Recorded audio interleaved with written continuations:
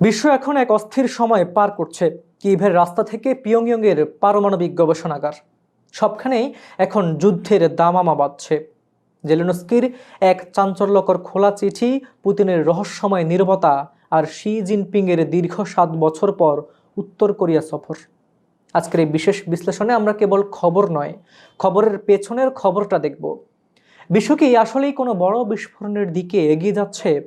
আজকের বিশ্লেষণ শুরু করছি জেলেনস্কির সেই 1800 শব্দের খোলা চিঠি দিয়ে। জেলেনস্কি কেন এমন চিঠি লিখলেন? পুতিনকে সরাসরি বয়সের প্রভাব নিয়ে খোঁটা দেওয়াটা কি কেবল একটি বিদ্রূপ মাত্র? আসলে কিয়েভ এখন দেয়ালে পিঠ ঠেকে যাওয়ার এক অবস্থানে। ইউক্রেন বুঝে গেছে আমেরিকা এখন ইরান ইস্যু নিয়ে এতটাই ব্যস্ত যে ইউক্রেনের যুদ্ধের দিকে তাদের মনোযোগ আগের মতো নেই। জেলেনস্কি চিঠিতে পরিষ্কার বলেছেন, আমেরিকার মনোযোগ ফেরার অপেক্ষায় বসে থাকাটা ভুল সিদ্ধান্ত। এই চিঠিটি কোনো সাধারণ অনুরোধ নয়, এটি বিশ্বকে বার্তা দেওয়া যে যুদ্ধবিরতি এখন সময়ের দাবি। কিন্তু পুতিনের জবাব। পুতিন সেন্ট পিটার্সবার্গে বলেছেন, জেলেনস্কি যদি আলোচনার যোগ্য হন তবে মস্কোতে এসে দেখা করুন। এটি মূলত ইউক্রেনীয় নেতার বৈধতাকে চ্যালেঞ্জ করা এবং সময় নষ্ট করার এক রাজনৈতিক খেলা। মার্কিন প্রেসিডেন্ট ডোনাল্ড ট্রাম্প বলেছেন যে তাদের দেখা হওয়াটা দারুণ হবে, কিন্তু কি নিয়ে আপোষ হবে ট্রাম্প সুনির্দিষ্টভাবে কিছু বলছেন না। আর পুতিনের শর্ত, দোনেৎস্ক, লুহানস্ক, খেরসন ও জাপোরঝিয়া এই 4টি অঞ্চলের নিয়ন্ত্রণ ছাড়া কোনো আলোচনার সুযোগ নেই। আর অন্যদিকে ইউক্রেনের অবস্থান, জেলেনস্কি বারবার বলছেন ভূখণ্ড ছাড়ার মানে হলো রাশিয়াকে আরও উৎসাহিত করা। 2022 সালের সেই ভয়ঙ্কর দিনগুলোর পুনরাবৃত্তি কি ইউক্রেন চায়? কখনোই না। কিন্তু যুদ্ধের ক্লান্তিতে ইউক্রেনের সাধারণ মানুষ আর কতদিন ধৈর্য ধরবে? জেলেনস্কি সেই বেদনার কথা চিঠিতে তুলে ধরেছেন। ইউক্রেনের যুদ্ধের উত্তাপ যখন ইউরোপে, তখন এশিয়ায় নতুন এক শক্তির খেলা শুরু হয়েছে। 7 বছর পর শি জিনপিং যাচ্ছেন পিয়ংইয়ং। 2019 সালের কিম আর 2026 সালের কিমের মধ্যে আকাশ পাতাল পার্থক্য। রাশিয়ার সাথে সামরিক বন্ধুত্ব করে কিম এখন নিজের পারমাণবিক ভান্ডার বাড়াচ্ছেন। তিনি এখন আর একা নন, তার পেছনে রাশিয়ার প্রযুক্তি আর চীনের অর্থনৈতিক সুরক্ষা।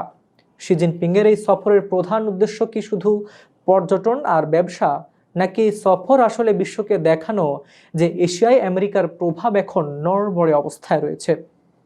কিম জং উন যেভাবে পারমাণবিক অস্ত্রাগার বাড়ানোর ঘোষণা দিয়েছেন, তাতে মনে হচ্ছে তিনি এখন আর কোনো কিছুর তোয়াক্কা করছেন না। দর্শক, আপনারা হয়তো ভাবছেন ইউক্রেন আর উত্তর কোরিয়ার মধ্যে সম্পর্ক কি? দেখুন, বিশ্ব এখন দুটি শিবিরে বিভক্ত হচ্ছে। একদিকে আমেরিকা ও তার বন্ধুরা, আর অন্যদিকে রাশিয়া, চীন, উত্তর কোরিয়া এবং কিছুটা হলেও ইরানের অদৃশ্য নেটওয়ার্ক। পুতিন যখন ইউক্রেন যুদ্ধে ব্যস্ত, তখন কিম জং উন উত্তর কোরিয়াকে পারমাণবিক শক্তি হিসেবে আরও শক্তিশালী করেছেন, যাতে আমেরিকা একই সময়ে দুই ফ্রন্টে মনোযোগ দিতে না পারে। আর শি জিনপিং, তিনি পুরো দাবার বোর্ডটা নিয়ন্ত্রণ করছেন। তিনি একদিকে রাশিয়ার বন্ধু আর অন্যদিকে কিমের মেন্টর। বিশ্ব রাজনীতির এই মারপ্যাচগুলোই আজকের সংকটকে আরও জটিল থেকে জটিল করে তুলেছে। বিশ্ব আর এখন আগের মতো নেই। জেলেনস্কির চিঠি, ট্রাম্পের অস্পষ্টতা, কিমের পরমাণু দম্ভ, এসবই বড় ধরনের পরিবর্তনের ইঙ্গিত। আজ আপনি যা দেখছেন, আগামীকাল হয়তো সেটি তার ফলাফল ভোগ করবে বিশ্ববাসী।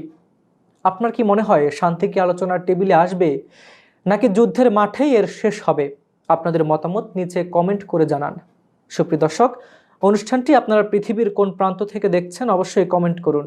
Bangladesh, Bharat, Pakistan, America, Europe, Ukraine, Brazil, Argentina, Africa, Saudi Arab, Kuwait, Dubai, মধ্যপ্রাচ্য, যেখান থেকে দেখুন না কেন, আমরা আপনার মতামত শুনতে চাই। বিজ্ঞাপন ও প্রমোশনের জন্য ডেসক্রিপশনে দেওয়া নাম্বারে যোগাযোগ করতে পারেন। আমাদের পরবর্তী ভিডিওতে আরও বিস্তারিত বিশ্লেষণ আসছে, তাই চ্যানেলটি সাবস্ক্রাইব করে বেল আইকনটি চেপে রাখুন। আমি হাবিবুর রহমান নিশান আজকে এখানে বিদায় নিচ্ছি। দেখা হচ্ছে পরবর্তী অন্য কোনো আন্তর্জাতিক বিশ্লেষণ নিয়ে। সেই পর্যন্ত সবাই ভালো থাকুন এবং নিরাপদে থাকুন। আল্লাহ হাফেজ।